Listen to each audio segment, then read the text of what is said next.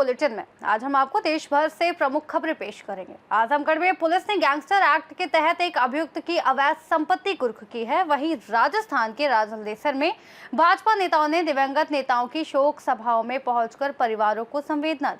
उत्तर प्रदेश के गजरौला में सामुदायिक स्वास्थ्य केंद्र में एम्बुलेंस कर्मचारी पर कथित वसूली और उत्पीड़न के आरोप से स्वास्थ्य विभाग में हड़कंप मचा हुआ है। महाराष्ट्र के नासिक में डोंगराली क्षेत्र में मासूम बच्ची पर हुए क्रूर अत्याचार ने पूरे जिले में आक्रोश फैला दिया। साथ ही छत्तीसगढ़ के दोस्तपुर में श्रीमद् भागवत कथा का समापन हर्षोल्लास वातावरण में भगवान श्री कृष्ण और माता रुक्मणी के विवाह उत्सव के साथ संपन्न हुआ। इन खबरों के साथ हम शुरू करते हैं आज का बुलेटिन। आजमगढ़ पुलिस ने गैंगस्टर एक्ट के तहत एक अभियुक्त की अवैध संपत्ति को कुर्क किया है। इस संपत्ति की अनुमानित कीमत लगभग 11,39,295 रुपए बताई जा रही है। अपर पुलिस अधीक्षक ग्रामीण चिराग जैन ने बताया कि ये कार्रवाई भारतीय दंड संहिता की सन 2022 में थाना फूलपुर के अंतर्गत गैंगस्टर एक्ट के अंतर्गत मुकदमा दर्ज किया गया था, जिसमें मंगरू उर्फ मंगल समेत 3 लोगों के विरुद्ध मुकदमा दर्ज किया गया था। इसकी विवेचना थाना अध्यक्ष पपई द्वारा की जा रही थी। इसमें आरोप पत्र पूर्व से प्रेषित किया जा चुका था। इसमें टीम लगाकर हमारे द्वारा इनके द्वारा कमाए गए अवैध संपत्ति के संबंध में जानकारी की जा रही थी। हमको एक जानकारी 2025 में प्राप्त हुई थी कि जिसमें इनके द्वारा तहसील फूलपुर के अंतर्गत एक लगभग 31 कड़ी जमीन, जिसका सरकारी मूल्य लगभग 11,39,000 रुपये है, इसके द्वारा अवैध गतिविधियों के माध्यम से संपत्ति क्रय की गई है। इसको रिपोर्ट तैयार कर माननीय डीएम महोदय के आदेश अनुसार 14 के अंतर्गत गैंगस्टर एक्ट में कुर्क किया गया है। आज राजस्व टीम एवं पुलिस की संयुक्त टीम द्वारा इसको मौके पर पहुंचकर जब्त किया गया है। आगे भी इनकी अवैध संपत्ति के बारे में जानकारी की जा रही है और भी जो जानकारी प्राप्त होगी उसके आधार पर अग्रिम विधिक कार्रवाई धारा 14(1) के तहत की गई। उन्होंने स्पष्ट किया है कि अभियुक्त द्वारा अर्जित यह संपत्ति अवैध स्रोत से प्राप्त हुई थी और इस पर कानूनी कार्रवाई की जा रही है। आजमगढ़ से सीनियर संवाददाता सीबी भास्कर की रिपोर्ट।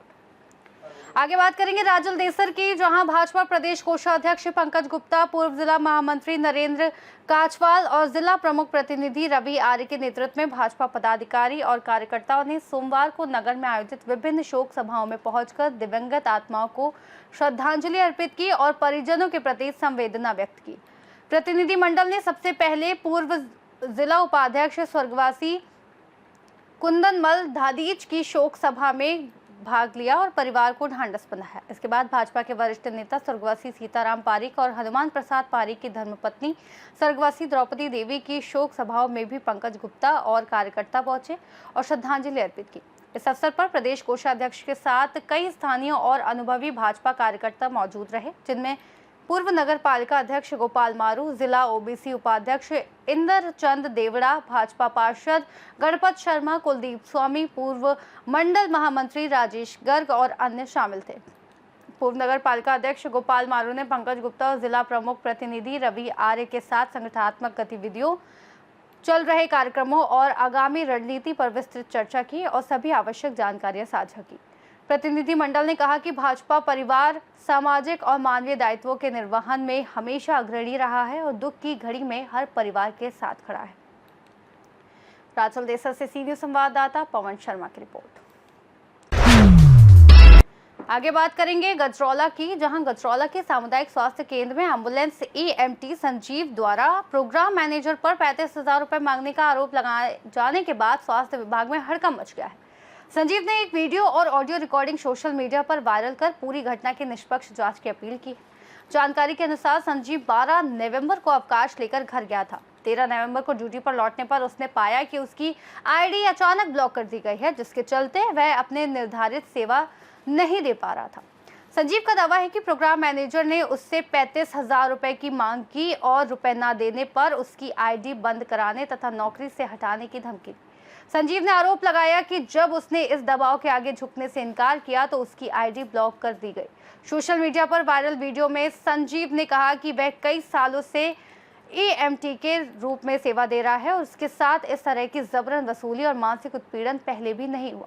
उसने कहा कि वह न्याय की उम्मीद में रिकॉर्डिंग सार्वजनिक कर रहा है ताकि उसकी आवाज़ दबाई ना जा सके। घटना के बाद स्वास्थ्य विभाग के कई कर्मचारी भी मौन नजर आए, लेकिन अंदर खाने अफसरों की कार्यशैली को लेकर नाराजगी की स्थिति बनी हुई है। स्थानीय लोगों और स्वास्थ्य कर्मियों में भी पूरे मामले को लेकर रोष व्याप्त है। लोगों का कहना है कि यदि आरोप सही है तो ये स्वास्थ्य सेवाओं की पारदर्शिता और विश्वसनीयता पर बड़ा सवाल है। वहीं सीएचसी प्रशासन की ओर से अब तक कोई आपराधिक बयान नहीं दिया गया। अरे कहाँ रह गया? और सर जी मैं यहाँ आया हूँ अभी बिरावटी। क्यों, कहाँ पड़े?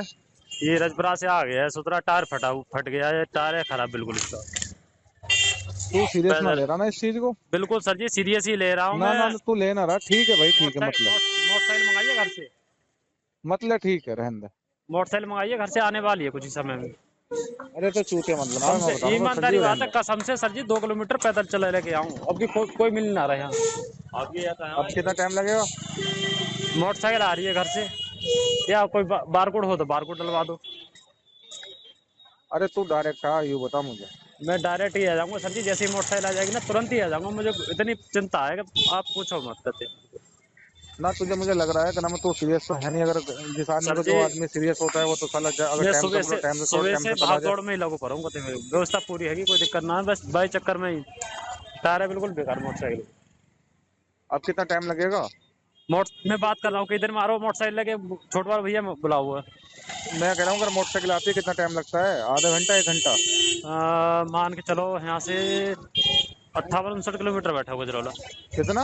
58-59 किलोमीटर बैठेगा यहाँ से, यानी 1 घंटा। हाँ मोटरसाइकिल आते ही 1-1.5 घंटा लग जाएगा। देख ले, तो बात खराब करवा रहा बस, और कुछ। अरे सर जी तुम्हारी बात खराब होगी, और बताओ जब जमान से बात होगी खराब, बता कहाँ से। सर जी मैं ईएम के पद पर ड्यूटी जिला अमरोहा में करता था।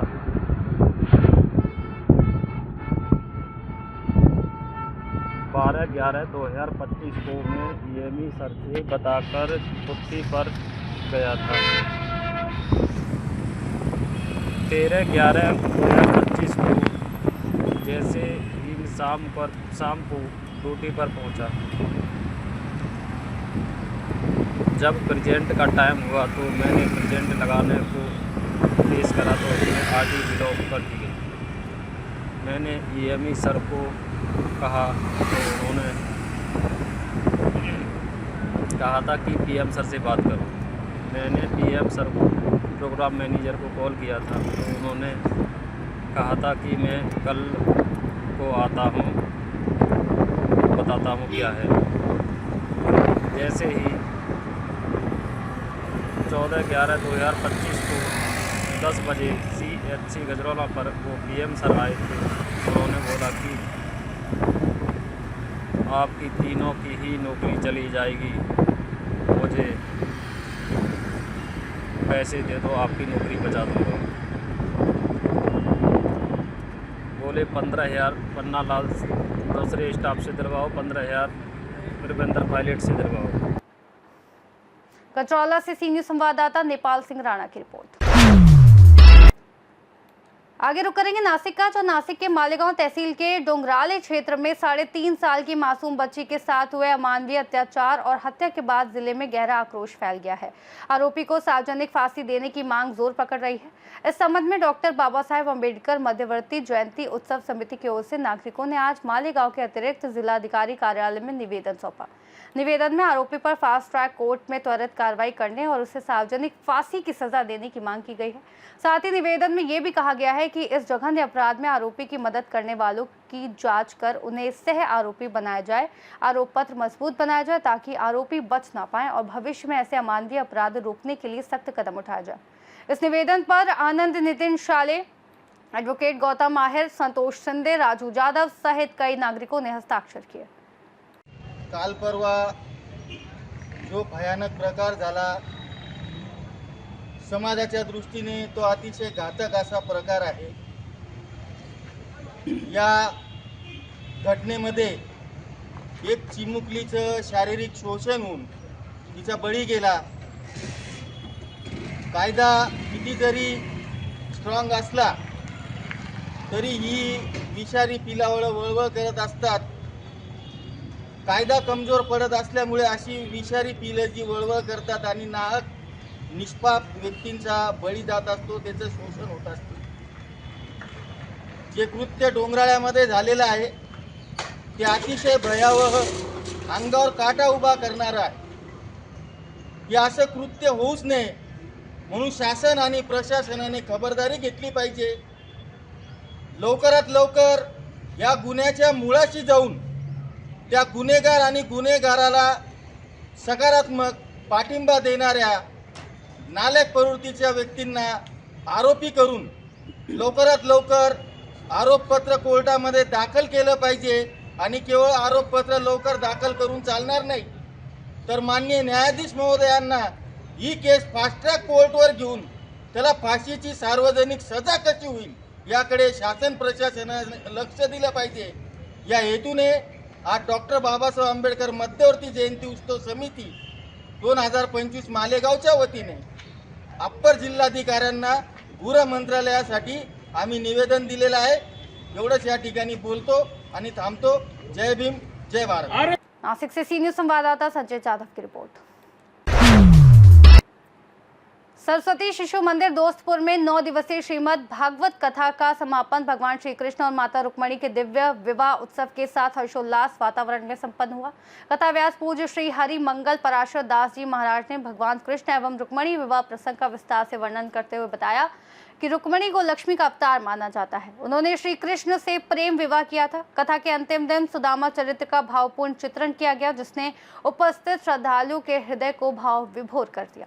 नगर दोस्तपुर वासियों ने कथा व्यास पूज्य हरि मंगल पराशर दास जी तथा कथा व्यवस्थापक श्री प्रभाकर दास जी महाराज का सम्मान पूर्वक विदाई कर आशीर्वाद प्राप्त किया। कथा का समापन नगर वासियों के सौजन्य से आयोजित विशाल भंडारे के साथ हुआ। कथा को सफल बनाने में नगर वासियों का विशेष योगदान रहा। आज की कथा में प्रमुख रूप से सुभाष मोदनवाल, दिनेश सिंह अग्निवंशी, अजय सोनी, बिंदा जायसवाल, शशि बरनवाल, मन्नू सेठ, अनुभव मिश्रा, सुधाकर त्रिपाठी, साजन मिश्रा सहित अनेक गणमान्य नागरिक एवं श्रद्धालु उपस्थित रहे।